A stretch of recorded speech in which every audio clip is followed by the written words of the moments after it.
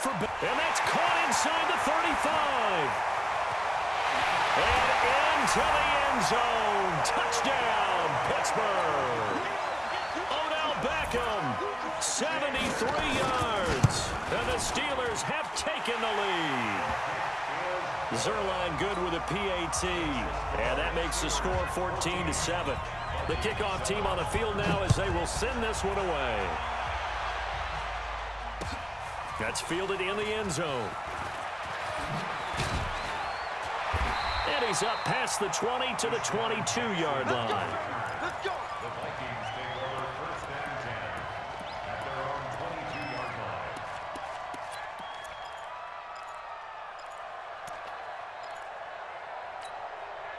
line. Here are the Vikings now to start their next drive. They trail a one-score deficit, 14-7, as they come up first and 10.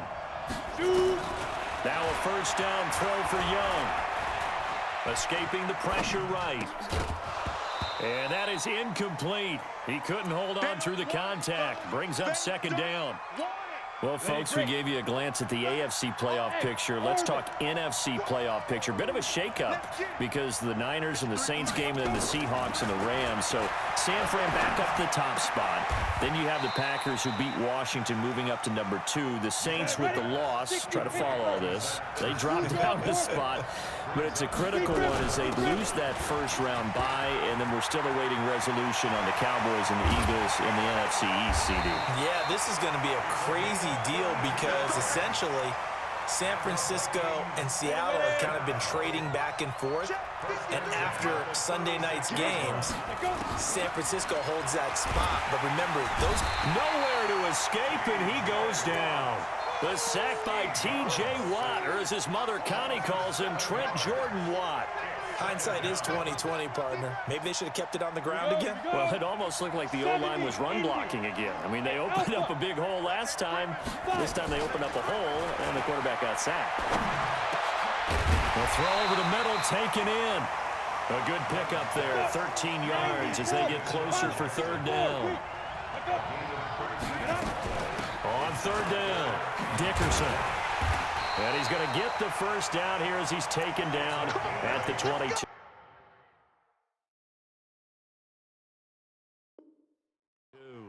Let's go for the Vikings.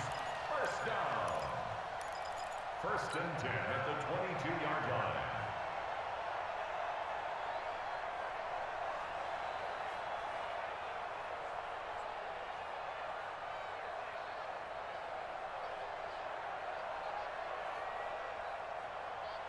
On the ball. Yeah, right there. 54 miles. 80 weapons. That's track. Come. The former second-round pick, this is Joe Mixon. And down inside the 15, shy of the 10. It's a gain of 11 as the Vikings pick up the first. Now the Steelers use the first of their 3 timeouts. They'll have 2 remaining as we step aside here in this second quarter.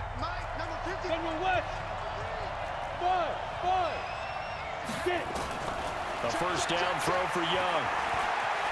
Flushed out right. He'll try and run it.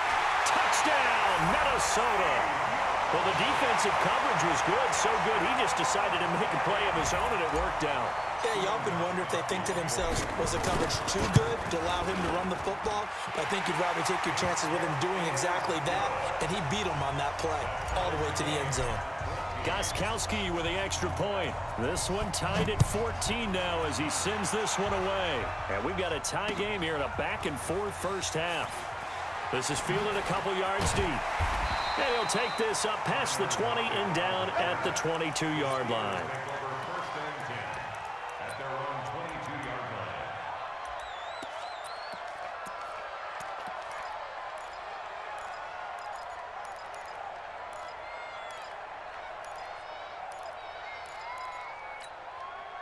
The Steeler offense here about ready for their next drive. And right now they're saying, hey, let's keep this going. 2 drives, 2 touchdowns. Yeah, can't ask for a better start than that, can you? I mean, this is the way you practice it. This is the way you rehearse it. But right now, the play calling, they're locked in really well. Here's Joe Mixon as they start on the ground. Tackle made there by Jordan Hicks. Jordan Hicks brought him down. A gain of 5 brings up 2nd and 5. Down. Second quarter, 2 minutes to go. Tie ball game. You think you won't get this? You think you won't get this? Break. A reminder coming up here at halftime. We'll ship you off to Orlando. Jonathan Coachman will have first half highlights and analysis from a back-and-forth first half that we've seen. And he's taken down but able to slip across the 35. The Steeler first down on the pickup of 11 yards. Couple of very nice carries to start this drive out. Yeah, 2 first downs. And how about that second one? What a nice run on that particular play. I'm telling you, they're going to start to think that this game is easy if they continue to rip off yardage like this. A good pickup there. 8 yards on the first down completion. Facing a 2nd and 2 after that last catch, good for 8 yards. Lucky. Jim. Under 10. Jim. Now Joe Mixon, and he is met in his tracks behind the line of scrimmage. The Steelers signal for the second of their timeouts as they'll stop it with a tick under a minute to go before half.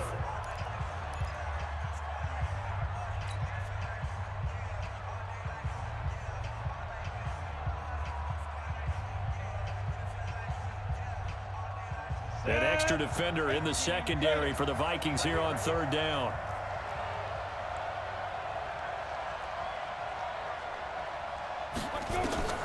Here's Young from the shotgun and finding the tight end Hooper. Now the Steelers going to use their third and final timeout as they get the stoppage with a little over 50 seconds to go in the first half. Young will lead the offense out 1st and 10. And he's a perfect 5 for 5 here to begin. Into a double team, and it's intercepted. Darius Slay with a pick. And they have the football and will take over at the 24-yard line. Well, as we hit the home stretch of the regular season, just 3 weeks left. Let's look at the slate for Week 15, some of the more intriguing games. Houston and Tennessee, that's a big one in the AFC South. Rams going to Dallas, Buffalo, Pittsburgh, that's a Sunday night game. And then Charles Davis, he'll be taking his Parker to the frozen tundra. You've got Chicago at Green Bay this week. Certainly do, and I'll take a heck of a lot more than just my parka. I will look like Bib the Michelin Man when it's all said and done. I will be bundled to the gills. I am 27 expected at kickoff. But let's face it, how much fun will that be? Another historic Bears-Packers game, and a game where the Bears have to have it, and the Packers trying to hold on to the number 2 seed. Houston and Tennessee, so intriguing. Houston just got jumped on by Denver, but these teams will meet twice in the last 3 weeks. A division title may be at stake. The Rams have to win. Dallas can actually afford a loss and still win their division, which sounds crazy. And Buffalo needs a big victory in order to make that New England game possibly mean a division crown. That's going to be fun when they go to Pittsburgh. They'll try again from the 36 on 2nd and 10. They'll run it now out of the gun. And brought down, but not before they're inside the 25. 13 yards as the Vikings pick up the first down. Running game working, they'll stick with it on first down. And down inside the 15, shy of the 10. It's a gain of 11 as the Vikings pick up the first. Now a timeout signaled for, and they'll get it with 10 seconds to go before halftime.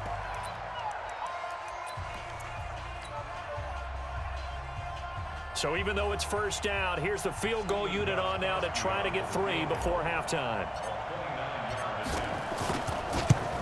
And the 13-year man puts it through, and they take a 17-14 lead.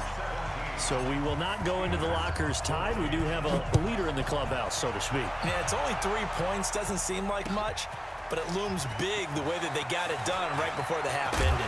And the decision to bring it out, a good one, as he's up a yard or 2 shy of the 30. The Steelers take over 1st and 10 at their own 28-yard line. The Steeler offense here about ready for their next drive. Likely time for just one final play, and then it'll be off to the locker room to talk about how they can erase this deficit. Yeah, and I think a lot of people look at it and go, well, maybe you take a shot here. Maybe you get some momentum going into the half. What's the flip side of that? You do something crazy, quarterback gets hit, ball comes free, and now you're down an even bigger margin. Go ahead and take this one, go to the locker room, start over. Thank you, sir. A field goal separates these two teams as we come back for this second half. This is fielded a couple yards deep. And all that work, but he stopped where he ultimately would have been, and he's simply taken a knee, and that's the 25-yard line. Here are the Vikings now to start their next drive. They have the lead now. They'll be looking to extend that lead. And this is where I enjoy talking about one of my favorite subjects, tendency breakers, or counters as I also like to call them. You've done things in a certain way in the first half, and they've had the ability to see what you've done. They're going to make their adjustments. So guess what? You adjust yourself and try and stay ahead of the pace because you are looking for some separation in this ball game. The adjustment to the adjustment. Without a doubt. Show them one thing, hit them with something else. What a difference a play makes. A huge step forward and now a small step back as he loses a yard or two. Let's go. 70, Indy. Pick your game up. 2. On second and 11 now. Young. This is caught. And all the way to the 2-yard line there before crossing over out of bounds. A good pickup there, a 22. And what can they do here on second and goal? 3 red zone trips so far have yielded 2 touchdowns and a field goal. They'll try to run this one in. Nothing doing there. They're going to wind up holding him at the 2. No gain there, and it's going to set up second and goal. They'll keep it on the ground. Dickerson. And this is going to result in losing yardage. They're driven back to the 8-yard line. It goes as a loss of 6. And now third down. And back at the 8 now. Third and goal.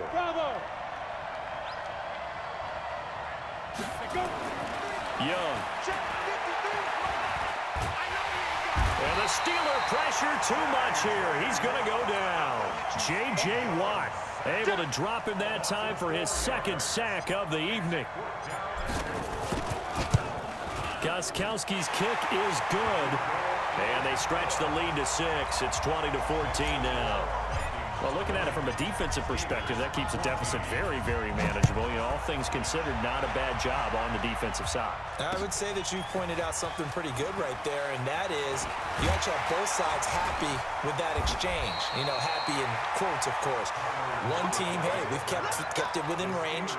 The other side saying, hey, we put points on the board and did stretch out the lead.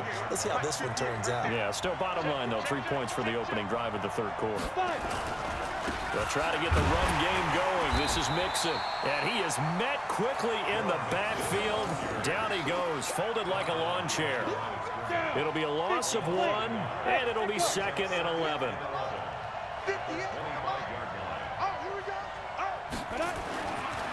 Young to throw it. He's got Hooper on the short connection. He'll have a first down past the 40. 19 yards to pick up there. Move the chains. His position, and he's listed as a tight end, but he certainly doesn't run like one, and that's what we're seeing more and more coming into the league. Those guys who can run, make plays after the catch, and gain that additional yardage. And using that speed there to turn it into a pretty nice little game. And he'll be taken down across the 50 at the 45 in enemy territory. The Steeler first down on the pickup of 11 yards. First and 10 at the 45-yard line. From Viking territory now, they'll come up first and 10 at the 45-yard line. Back to Mixon on first down. And this winds up a gain of 4 to the 41. Tough first half for him, unable to put up the numbers he's used to producing. But with a guy like him, you and I both know it just takes a couple of explosive touches for him to make an impact on this game and on the stat sheet as well. On the run, it's Mixon. Mixon hit, and the ball is out. Fights loose. The 20. And he's going to take it in for a Steeler touchdown. Steve Young, 40.